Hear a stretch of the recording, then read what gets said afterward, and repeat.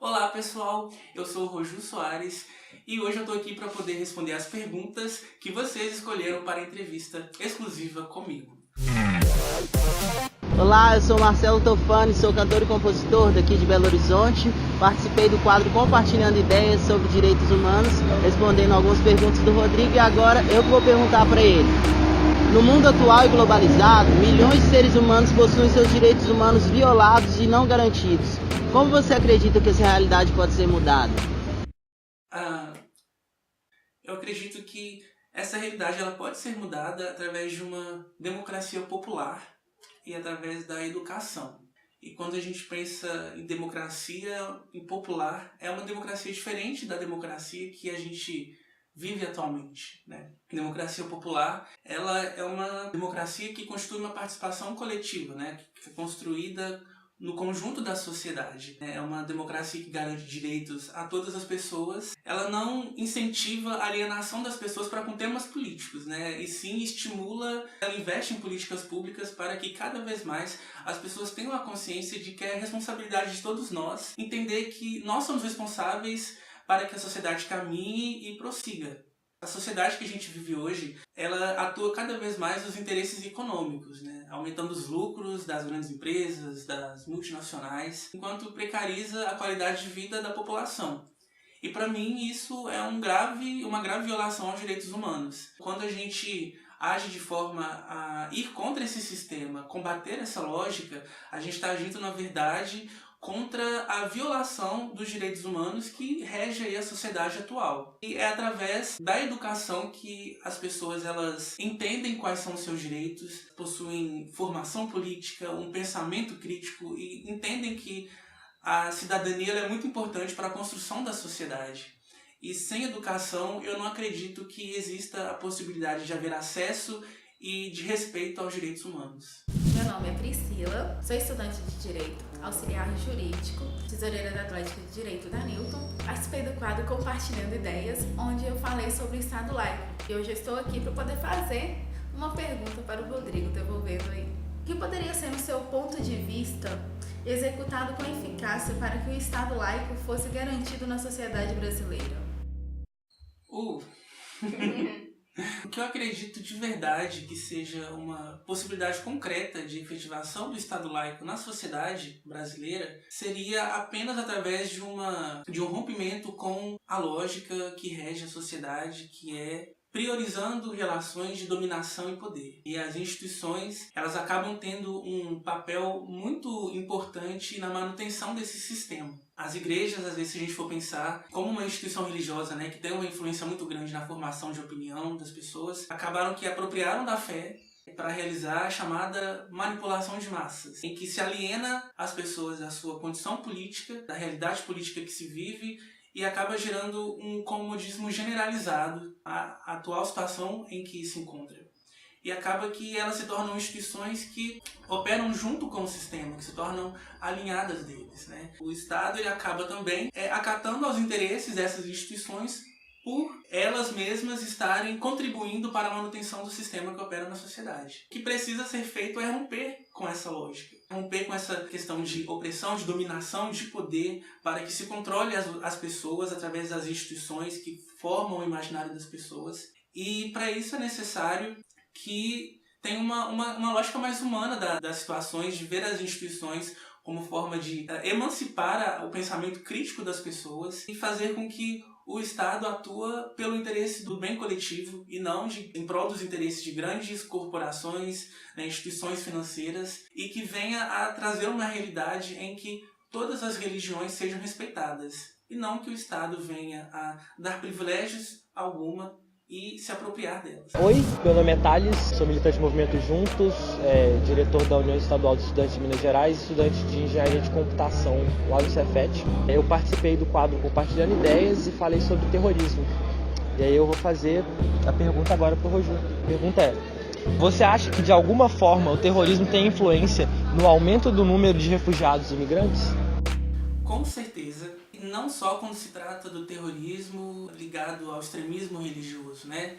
Que através da imposição de ideias, do ataque contra civis, propicia uma situação em que as pessoas elas se sentem vulnerabilizadas e com medo, se sentem obrigadas a sair dos seus locais de origem para buscar refúgio em um outro país, né? Porque já não tem mais a esperança de que naquele lugar ali tenha a opção de manter uma vida digna e segurança, né?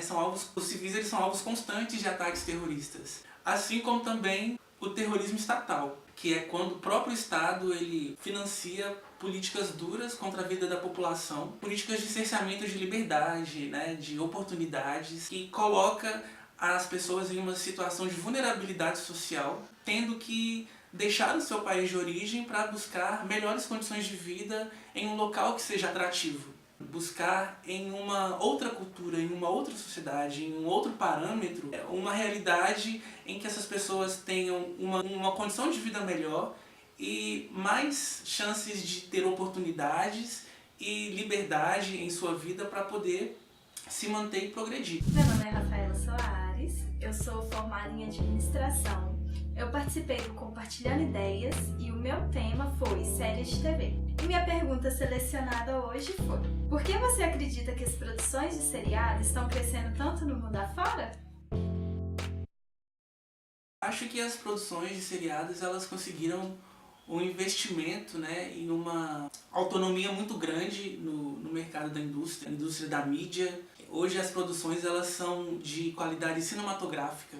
Ele, além de ter toda essa qualidade de produção, que se compara a produções de cinema, o que é muito atrativo para que as pessoas consigam se aproximar mais da produção de seriados. Uma vantagem que os seriados de televisão têm é que eles conseguem desenrolar com mais delicadeza, com mais sutileza, os assuntos que eles querem tratar nas suas produções. Uma coisa que às vezes um filme, uma produção cinematográfica, ela não tem tanta essa liberdade, até por questão de tempo, né? Um filme geralmente é 1h40, 2 horas de duração.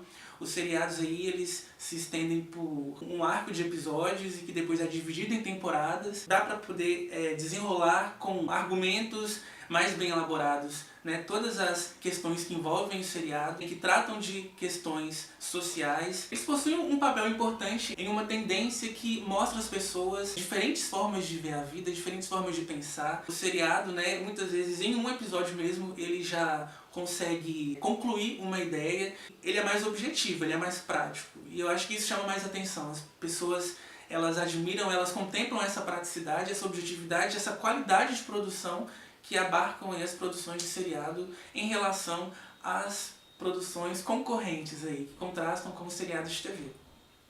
Meu nome é Alexandre Soares, sou advogado, participei do quadro Compartilhando Ideias, respondi perguntas sobre o tema imigração e a pergunta de hoje para o Rodrigo é: que tipo de políticas que você acredita que sejam necessárias para um melhor controle e inclusão de imigrantes na sociedade?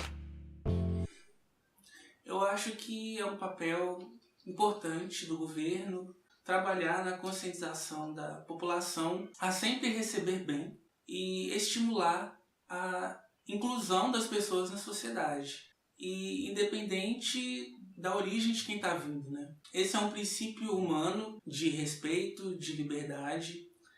Eu acho que buscar entender qual é a atual situação em que cada país se encontra, de onde tem essas pessoas que estão realizando esse movimento, né, de imigração, justamente para poder saber quais estruturas oferecer para que se possa incluir essas pessoas, né, na sociedade. A pessoa que vem de fora, ela tem uma vida, ela tem uma história, muitas vezes tem uma profissão ou tem uma formação acadêmica e que pode contribuir em sociedade, né? Pode contribuir com o desenvolvimento econômico, industrial, cultural. Fechar as portas para alguém que está precisando de um apoio ou de um suporte nunca foi uma boa solução, né? Não é algo que eu defendo. Eu acredito que a gente deve estar sempre de braços abertos para poder ajudar e receber. Olá, eu sou Igor Venal, músico da cidade de Belo Horizonte. Fui selecionado para o quadro Compartilhando Ideias com a temática ateísmo. A pergunta selecionada foi: qual a sua opinião referente à ideia de que uma divindade conduz o universo não é nada mais do que uma invenção humana? Eu entendo como uma possibilidade. Eu não sou uma pessoa religiosa, mas que eu tenho uma espiritualidade íntima, né? Eu tenho questões espirituais que eu acredito e que eu sigo. não entendo isso como uma verdade absoluta. Eu percebo que existem outras alternativas além do que eu creio como verdade e como certo, e que essas alternativas também são legítimas, e que para mim não configuram como algo ruim alguém que prefira se embasar em uma teoria até mais racional ou científica do que a que eu acredito. O que eu creio é que as pessoas não devem deixar perder o respeito, né? E por conta das suas crenças, atacar a visão dos outros, agindo de uma forma fundamentalista.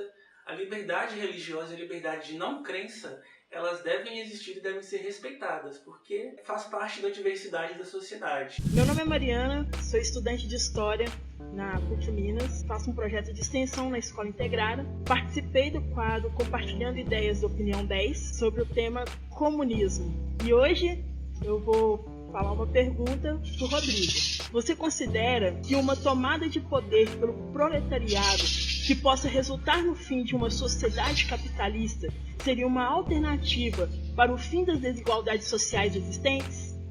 Então, eu acho que muita gente pode me contrariar em relação a isso, mas eu considero que isso seja um estímulo para erradicar as desigualdades, mas não que seja a saída concreta. Porque se não for bem estruturado, não vai ocorrer de forma diferente de muitas outras revoluções que já se deram aí ao longo da história e que tinham reivindicações similares e que pereceram perante a pressão externa. O que eu vejo como uma boa saída, além desse impulso, né, de tomada do poder pelo proletariado, pela classe operária, esse impulso de superar o capitalismo, eu entendo que a educação, a consciência, ela é muito importante nesse processo. É através da educação que se forma o parâmetro que as pessoas têm como atitude do seu dia a dia. E é aí que eu acredito que ocorre a verdadeira revolução. Se você educa uma criança a respeitar as pessoas, a reconhecer aquilo que é diferente dela, a ter noção de cidadania, a ter formação política, um pensamento crítico, né, a saber cuidar do meio ambiente, você vai estar educando um ser humano que não vai ser violento, que vai ter empatia, que vai ter compaixão, né? Com certeza a gente vai conseguir construir uma sociedade, um mundo muito melhor. Meu nome é Marlos, eu participei do quadro Compartilhando Ideias sobre o tema xenofobia. A pergunta é: que tipo de métodos você considera que poderiam ser eficazes para o combate à xenofobia?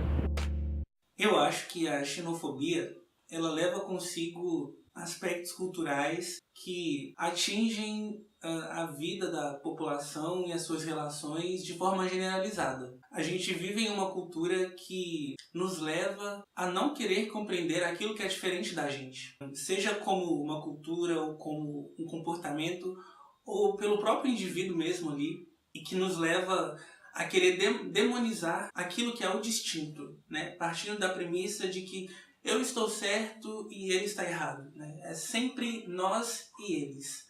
E isso afasta as pessoas. Então eu acho que, primeiramente, seria necessário quebrar essa lógica e, de fato, agir de forma a humanizar as pessoas, independente da origem e da cultura. E essa é uma ação social que ela tem que se dar não apenas do governo, mas também de instituições e organizações que interferem na formação de caráter e opinião das pessoas. As entidades religiosas, os canais de comunicação, a mídia. Eu acho que tem que haver um enfrentamento ao conservadorismo mesmo, que quer impedir que pessoas diferentes possam se relacionar e que venham a conviver em harmonia. E nesse mundo que a gente vive, onde cada vez mais a gente recebe influências de diversos lados, não cabe mais viver nesse campo ideológico, que só resultou em guerras, dor, sofrimento, mortes e segregação entre as pessoas. Eu acredito que buscar compreender o indivíduo e dialogar através da integração seja o melhor caminho. Meu nome é Thiago Oliveira, eu sou professor universitário, faço doutorado em educação, sou também pesquisador da PUC Minas, participei do quadro Opinião 10 e hoje faço uma pergunta. E a pergunta é: você considera o impeachment da presidenta Dilma Rousseff legítimo? Sobre o impeachment da presidenta Dilma, eu considerei ilegítimo pelas motivações que o levaram a ser aprovado. Primeiro que, para início de conversa, não dá para levar muito a sério um processo de impeachment conduzido por alguém como Eduardo Cunha, né? Que já na época, se não me engano, já era considerado réu no STF e que hoje, inclusive, se encontra preso e condenado pelos crimes que cometeu. Os parlamentares do Congresso usaram de uma premissa de combate à corrupção para legitimar o impeachment, quando, na verdade, uma grande parte dos que votaram a favor já estavam e estão sendo investigados por crimes de corrupção. O que ocorre, na minha opinião, é que a Dilma, ela procedeu com irregularidades políticas que não consistiam em uma justificativa legal para tê-la afastado de seu mandato. Da forma como eu vejo, o impeachment foi apropriado como uma questão não de caráter jurídico, mas de caráter de uma insatisfação política devido a um governo, mesmo traçando políticas, alianças com partidos da direita liberal e conservadora, ainda tinha uma composição progressista na sua base. Oi, meu nome é Belinha, sou do coletivo Juntos, também sou estudante de História, participei do quadro Compartilhando Ideias, do Opinião 10, sobre o tema homossexualidade. E a pergunta escolhida por votação foi: milhões de homossexuais ao redor do mundo são discriminados e violentados de diversas formas, seja pela homofobia internalizada, a homofobia social ou a homofobia institucionalizada. O que você acha que poderia ser feito para mudar essa realidade? Hoje, eu acredito que a única ferramenta possível seria um investimento pesado em uma educação com pensamento crítico, formação cidadã e conscientização em todos os espaços de socialização, de aprendizado, a representatividade nos meios de comunicação e o diálogo com todas as linguagens que estão presentes na sociedade, seja através da arte ou da política, na mídia, na publicidade, ou através de campanhas de informação e de conscientização, ou nas instituições. É uma ação conjunta que deve ser feita para promover o respeito, a tolerância, a informação para desestigmatizar, desmistificar, desconstruir conceitos já tão ultrapassados que não têm embasamento nenhum e que não acompanham a sociedade. Não dá para haver progresso nessas atitudes se nós não consideramos a importância da nossa ação individual, de eu como um cidadão que contribui sendo agente da mudança e que constrói o meio em que vive. O modo como eu me porto é um espelho para as pessoas com que eu convivo e é uma referência. É a gente entender que homossexual também é gente. O nosso caráter ele não é definido pelas nossas preferências sexuais ou de gênero. Nós sentimos as mesmas coisas que qualquer outra pessoa sente. A gente sente alegria, a gente sente raiva, a gente sente tristeza, a gente chora, a gente sangra, a gente sente fome, a gente também é ser humano. E nós estamos mais presentes nos espaços da sociedade do que muita gente imagina. A gente está presente na cultura, a gente está presente na linguagem, na literatura, na música, nas artes, na ciência, no cinema, na tecnologia, na saúde, na segurança, enfim, todos os espaços possíveis de socialização a gente está presente e nós existimos, nós resistimos. O que nos falta é o reconhecimento. Sou Adriana Cristina Soares, sou cozinheira, fui convidada para participar do quadro Compartilhando Ideias. E a pergunta selecionada foi: que medida você acredita que o governo e a sociedade podem tomar para a prevenção, o combate e a conscientização do HIV/AIDS?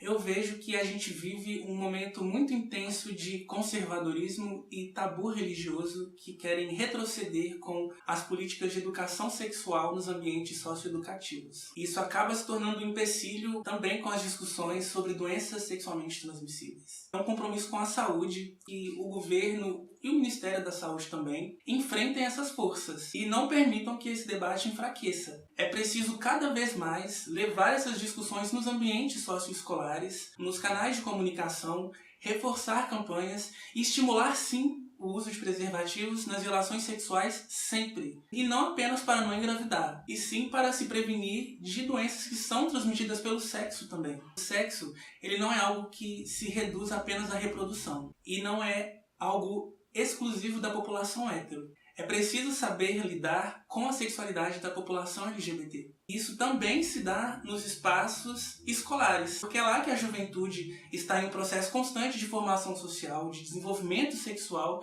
e de socialização. Então é necessário expandir esses meios de informação para todos os níveis e espaços da sociedade, da classe mais rica para a favela, periferia. É a gente entender que não se combate nem se previne do vírus pela pessoa que vive com ele. É através da informação, da conscientização e se prevenindo durante as relações sexuais. É preciso que cada um faça a sua parte, se cuide e, se houver de ocorrer de acontecer um contato de risco, procure um médico. O Brasil ele ainda é referência mundial no acesso e na qualidade do tratamento com HIV/AIDS. Então a gente tem que se unir de forma com que se expanda essas possibilidades e que cada vez mais pessoas tenham acesso a isso. Não vamos fazer com que isso continue se tornando um tabu. Por favor, vamos falar sobre isso. Olá, sou Rosana Xavier, tenho 22 anos, trabalho como auxiliar administrativo e eu fui convidada para participar do quadro Compartilhando Ideias com o tema feminismo. E a pergunta selecionada foi: como você vê a participação dos homens na luta a favor dos direitos das mulheres e da igualdade de gênero? Eu vejo como necessário. Eu acho que é importante a gente buscar compreender esse processo que a gente vive atualmente, que é de avanço da participação das mulheres em espaços que lhes foram historicamente negados. Que todo esse protagonismo e empoderamento é um processo natural quando ocorre de haver uma emancipação e ampliação dos direitos da mulher na sociedade. Da mesma forma, eu também acho que não se deve excluir a importância do homem nesse processo e não agir de forma a isolá-lo ou impedir de participar disso. Eu não enxergo necessariamente como um roubo de protagonismo, mas como uma ação conjunta que pode resultar em que as futuras gerações estejam mais preparadas e educadas para não apenas respeitar e valorizar, mas também reconhecer o espaço da mulher na sociedade. A sociedade ela é construída no conjunto. Então é importante que haja uma consciência coletiva em que homens e mulheres lutem de forma unificada com o propósito de lutar por uma sociedade cada vez mais justa e igualitária e que venha romper com a desigualdade, que é estrutural e, afinal de contas, é reproduzida por todas as pessoas, independente do gênero.